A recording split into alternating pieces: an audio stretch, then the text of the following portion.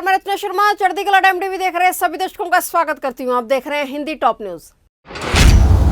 राज्यसभा चुनाव में बगावत करने वाले 7 विधायकों को बहुजन समाज पार्टी ने निलंबित कर दिया है। बीएसपी अध्यक्ष मायावती ने विधायकों के निलंबन का ऐलान किया।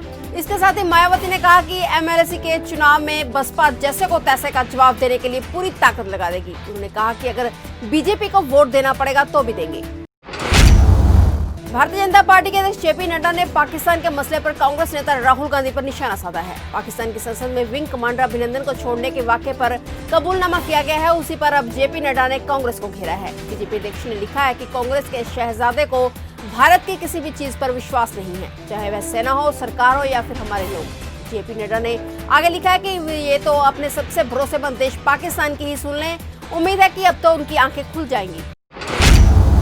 दुनिया भर में वायरस के मामले हर दिन बढ़ते ही जा रहे हैं। यूरोप में तो पिछले कुछ दिनों में पॉजिटिव मरीजों की संख्या तेजी से बढ़ गई है। स्थिति नियंत्रण के बाहर होते देख ब्रिटेन, जर्मनी, फ्रांस सहित यूरोप के कई देश दोबारा लॉकडाउन लगाने की तैयारी में हैं। जर्मनी में तो 1 माह के लिए दोबारा रेस्टोरेंट और बार बंद करने का आदेश तक जारी कर दिया है।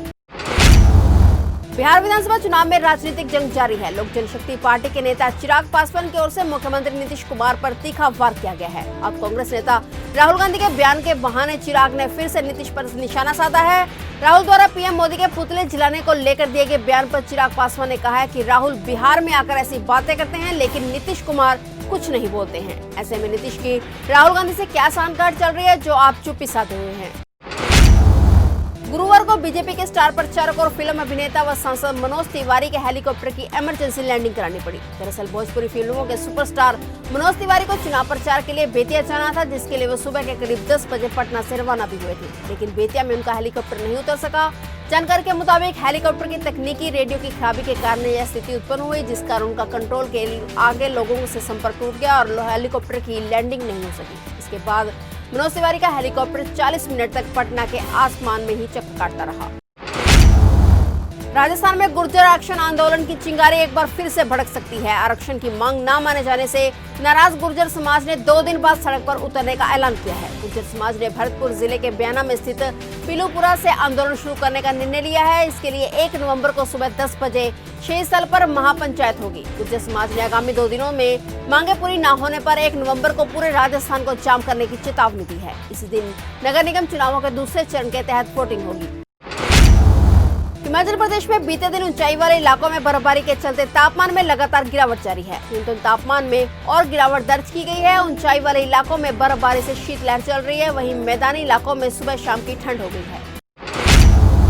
गुजरात के पूर्व मुख्यमंत्री केशुभाई पटेल का आज दिल का दौरा पड़ने से निधन हो गया है। केशुभाई पटेल ने 2 बार गुजरात का सीएम पद संभाला था।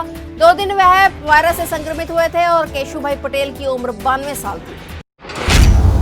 वाराणसी में अपनी मांगों को लेकर जारी बुनकरों की हड़ताल पर सियासत तेज हो गई है। कांग्रेस की राष्ट्रीय महासचिव और उत्तर प्रदेश की प्रभारी प्रियंका गांधी ने बुनकरों के बिजली बिल को लेकर योगी सरकार को आड़े हाथों लिया है। प्रियंका गांधी ने सीएम योगी को चिट्ठी लिखकर बुनकरों को फ्लैट रेट पर बिजली देने, फर्जी बकाया के नाम पर उन्हें परेशान न करने की मांग की है। बिहार विधानसभा चुनाव में अब दूसरे चरण के लिए जंग शुरू हो गई है। प्रधानमंत्री नरेंद्र मोदी ने बीते दिन अपनी सभा में राजद नेता तेजस्वी यादव पर हमला बोला था। इस पर अब तेजस्वी ने जवाब दिया है।